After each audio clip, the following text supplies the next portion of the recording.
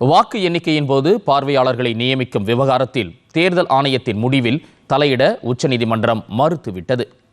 மேற்கு வங்கத்தில் சட்டப்பேரவை தேர்தல் வாக்கு எண்ணிக்கையின் போது மத்திய பார்வையாளர்களுடன் மாநில அரசு ஊழியர்களையும் ஈடுபடுத்த கோரி திரிணாமுல் காங்கிரஸ் தாக்கல் செய்த மனு மீது உச்சநீதிமன்றத்தில் இன்று விசாரணை நடைபெற்றது. இந்த வழக்கை அவசரமாக விசாரிக்க வேண்டுமென திரிணாமுல் காங்கிரஸ் கோரிக்கையை அடுத்து நீதிபதிகள் PS நரசிம்மா, ஜாய் மால்யா பாக்ஷி ஆகியோரை கொண்ட சிறப்பு அமர்வு விசாரித்தது.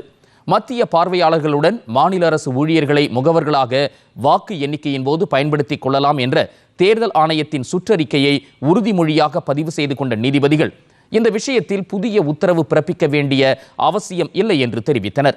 ஒவ்வொரு வாக்கு எண்ணும் மேசையிலும் மத்திய மற்றும் மாநில அரசு ஊழியர்களின் பங்களிப்பு இருப்பதை உறுதி செய்ய வேண்டுமென அறிவுறுத்திய நீதிபதிகள் இந்த நடைமுறையை முழுமையாக பின்பற்றுமாறு உத்தரவிட்டு வழக்கை முடித்து வைத்தனர்.